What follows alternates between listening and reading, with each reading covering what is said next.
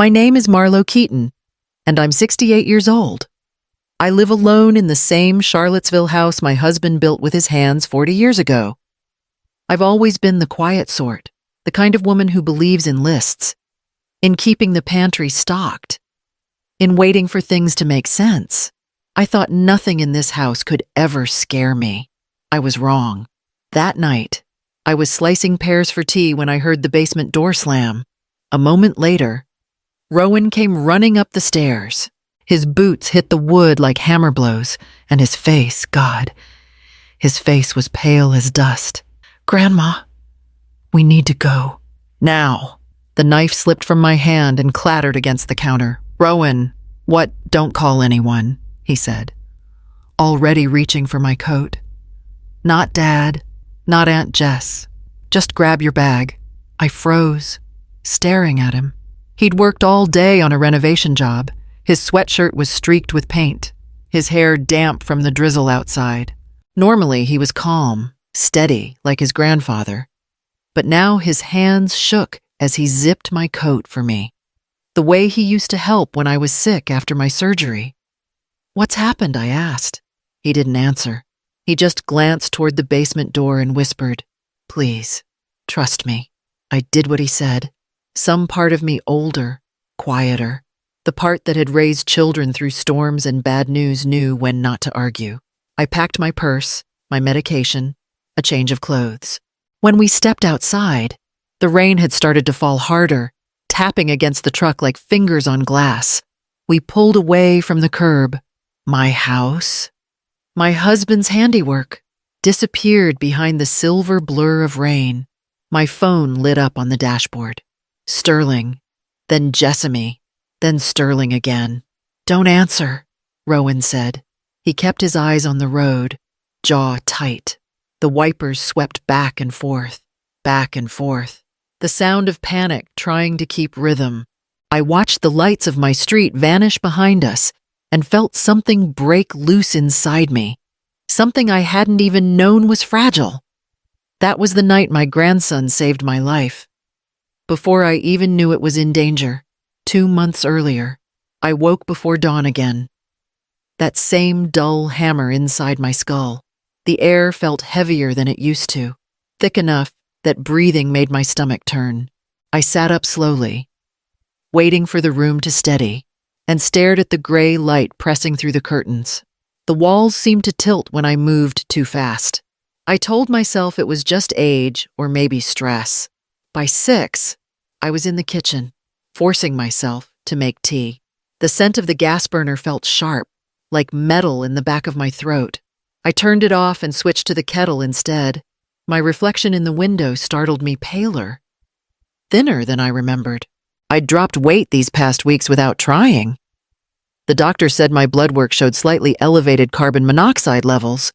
"Could be your heater," he told me. "Make sure your detector is working." "It is," I said. My son tested it himself. Sterling came by the next afternoon. He wore his work shirt from Apex Engineering, the one with his name stitched above the pocket. He checked the detector again, pressed the button until it gave a clean, crisp beep. He said, "Everything's fine. Probably just stress. Mom, you don't open your windows enough." He smiled, but it didn't reach his eyes. He'd always been composed, a man who solved problems by tightening screws and speaking in calm tones. Still, something in the way he looked around the house made me uneasy, too measured, like he was inspecting rather than visiting. After he left, I sat in Harlan's old armchair by the living room window. The oak banister he'd carved himself caught the evening light, its edges smooth from decades of touch. Harlan built this house when we couldn't afford contractors 2 years of long nights after his job at the mill. Every board, every joint carried his patience. The thought should have comforted me, but it didn't. The house had a different sound now, less alive, more hollow, as if something inside its walls was breathing shallowly. I rubbed my temples, waiting for the ache to pass, telling myself it was nothing serious. I had no idea then that the walls themselves were closing in. Rowan showed up one gray Saturday with his grandfather's old tool belt slung across his hips. The leather was worn smooth, edges darkened by years of use. And seeing it again nearly undid me. He had inherited Harlan's hands, the same broad palms, the same quiet patience, and every time he picked up a tool, I saw the man I'd loved since I was 19. "I'll take a look at those cracks you mentioned," he said, setting down a small toolbox beside the stairs. I hadn't meant to worry him, but when I told him over the phone that the bedroom wall above the window had started splitting, he insisted on coming by. I followed him upstairs, slower than I wanted. The late afternoon light pooled across the floorboards Harlan had laid himself. The cracks above the window weren't large, just hairlines spreading like veins. Rowan leaned close, running his fingertips along them, then stepped back. "These aren't settling cracks," he murmured. I frowned. "What does that mean?" He didn't answer right away. His eyes traveled around the room, the vent under the window, the fresh paint near the corner where Sterling had worked months earlier. "You mind if I open a bit of the wall?" he asked softly, "just to see what's behind it." "I'll patch it after." I hesitated. The house had always felt sacred to me, like Harlan's spirit still lived inside the walls. But Rowan's voice carried a steadiness that reminded me of his grandfather. And I nodded. He cut carefully, following the seam of the paint with a utility knife. A faint smell of dust and old wood drifted up as he pried the piece loose. Behind it, the original vent was still there but covered completely with new drywall. Sealed off as if it had never existed. He leaned closer, pressing his fingers against the metal grate buried under plaster. "Someone blocked this on purpose," he said quietly. I looked at the smooth white surface Sterling had painted so proudly last winter, at the faint marks of his brush still visible in the light. For the first time, I didn't feel warmth when I thought of my son. I felt something colder, like a draft coming from a place that should have been safe. Rowan didn't say much after finding the sealed vent. He only stood by the window for a long moment, as if measuring the weight of the air. Then his gaze lifted to the ceiling, to the carbon monoxide detector Sterling had tested months before. "Mind if I check this too?" he asked. I nodded. He dragged over a chair, climbed up, and twisted the detector loose from its mount. The faint smell of paint lingered on the casing. He opened the back panel and frowned. "The battery's been soldered in place," he murmured, voice low, "and it's dead. It can't even detect a test signal." He held it out for me to see. The sight of that small, useless circle of plastic made my stomach twist. Sterling had stood in this very spot, pressing the button to make it beep, smiling as if he'd just saved me from worry. Rowan's hands were trembling now. "I need to check the basement," he said. "Stay here, please." I watched him disappear down the narrow stairs, flashlight beams sliding along the concrete walls. The sound of his boots faded, then stopped altogether. The silence that followed was thick and strange, broken only by the hum of the refrigerator. I stood still, every muscle tight. The minutes felt long enough to hold whole lifetimes. When he finally came back up, his hair was streaked with dust, and his face had gone pale. He sat at the kitchen table, breathing hard, and turned his phone toward me. "You need to see this." The screen showed photos close-ups of pipes, metal fittings, a small box with wires running into the wall. "That's under your bedroom floor," he said. Someone ran a gas line with a timer attached. "It's set to release carbon monoxide when the heat turns on at night." The words didn't make sense at first. They felt too big, too cruel to belong in my house. I stared at the photos again. The dull shine of the metal, the careful joins and clean screws. This wasn't neglect. It was design. My voice shook. Who would do something like that? Rowan's eyes met mine. Soft and grief-stricken. "Someone who knows the systems here," he said quietly, "and someone who knows you." We ended up at a diner off Route 250, the kind that never closes. The air smelled of burnt coffee and bacon grease, and the hum of the fluorescent lights filled every pause between us. Rowan sat across from me in a corner booth, his phone face down beside the sugar dispenser, outside. The parking lot was empty except for his truck. He ordered coffee for both of us, but neither of us touched it. Steam curled and vanished before either cup was lifted. "I need to show you something," he said finally, unlocking his phone. "You know Dad's company, Apex Engineering?" I nodded. Sterling had worked there for 20 years, longer than his marriage lasted. "There were layoffs 6 months ago," Rowan said. "Big ones." He didn't tell anyone, but I found an internal memo posted online. Senior engineers were the first to go. He turned the screen toward me. "Position eliminated." Sterling's name was on the list. My chest tightened. He would have said something. Rowan shook his head. "He's been lying, Grandma, about the job, about everything." He swiped to another tab. Jessamy's name, my daughter. A record of online research insurance claim denials, death investigations, payout delays. She works in insurance. She'd know exactly how to make something look natural. I pressed a hand to my mouth. "Stop." He didn't. "Your house was appraised at $800,000 last year. You told me that yourself." He paused, his voice lowering. "You own it outright. If you die, it splits between Dad and Aunt Jess. $400,000 each." I stared at the tabletop, its laminate edge worn smooth by years of hands and coffee cups. The numbers sounded like a language I didn't want to understand. Rowan's tone softened. "Grandpa's insurance money helped Dad once. Maybe he thought he was owed more. Maybe they both did." I tried to speak, but the words wouldn't come. The idea of my children weighing my life against a mortgage-free house felt like a blow to the chest. "They wouldn't," I whispered. Rowan looked at me then, his expression steady, eyes dark with something heavier than anger. "They already did." The coffee had gone cold, but the air between us still burned. The motel room smelled faintly of bleach and old carpet. A flickering lamp on the nightstand threw weak light across the thin floral curtains. I sat on the edge of the bed, still wearing my coat. My hands wouldn't stop shaking. Outside, rain hissed softly against the parking lot. Rowan paced the small space. "Restless." I left the notebook. He muttered. "The one by your bed, the one where you wrote your symptoms." "It's just notes," I said.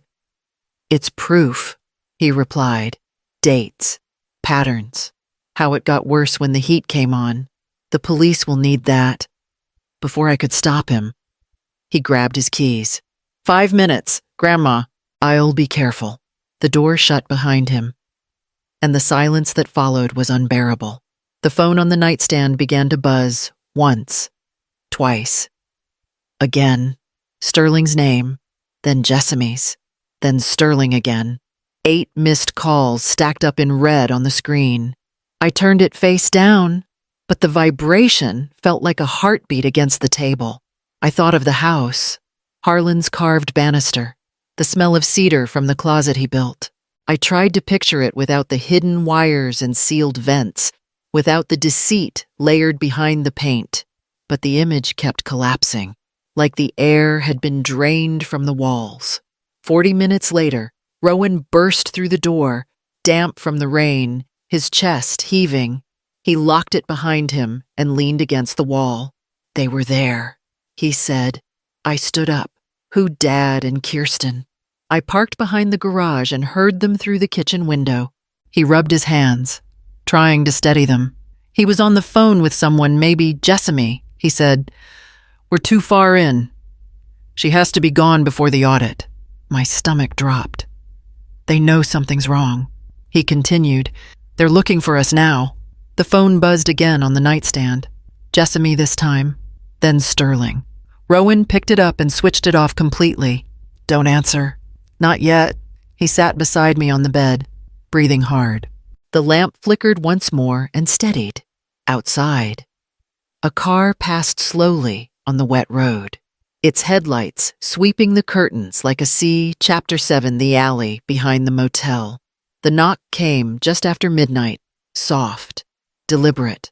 Rowan froze, motioning for silence. Through the peephole, he saw them, Sterling standing under the yellow light, Jessamy just behind him, her coat zipped to the throat. "Mom," Sterling called, voice low and almost gentle. "We just want to talk.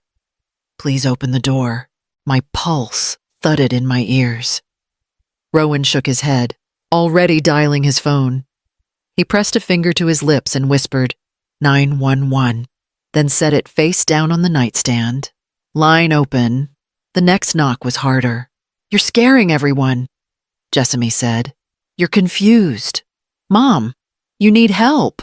Rowan crossed the small room, unlatched the back door that led to the service hallway. "Now," he mouthed. We slipped into the dim corridor. The smell of cleaning chemicals clung to the walls. Another crash sounded from behind the motel door, splintering under force. Rowan grabbed my hand, and we ran down the narrow stairs leading to the alley. Cold air hit my face as we pushed through the exit. The night was sharp with rain and exhaust. Ahead, the alley split toward the parking lot, but a dark sedan blocked the way. Sterling stepped out, a tire iron glinting in his hand. Jessamy appeared from the other end, her heels slick on the wet pavement. She held something small, a syringe, liquid, catching the light.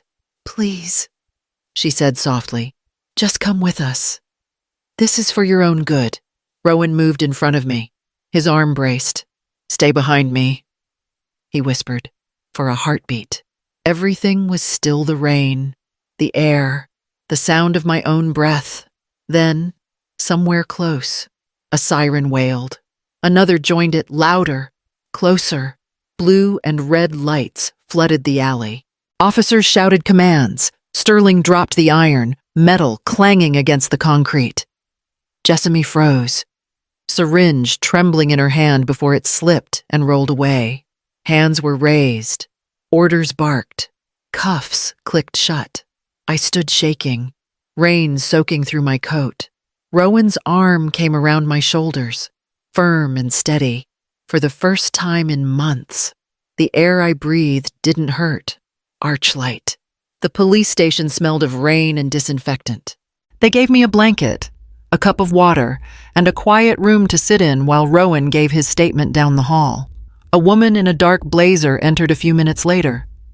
Silver hair pinned neatly behind her head, she introduced herself as Detective Ruth Mercer, her voice even and low, the kind of tone that steadies a person without promising comfort.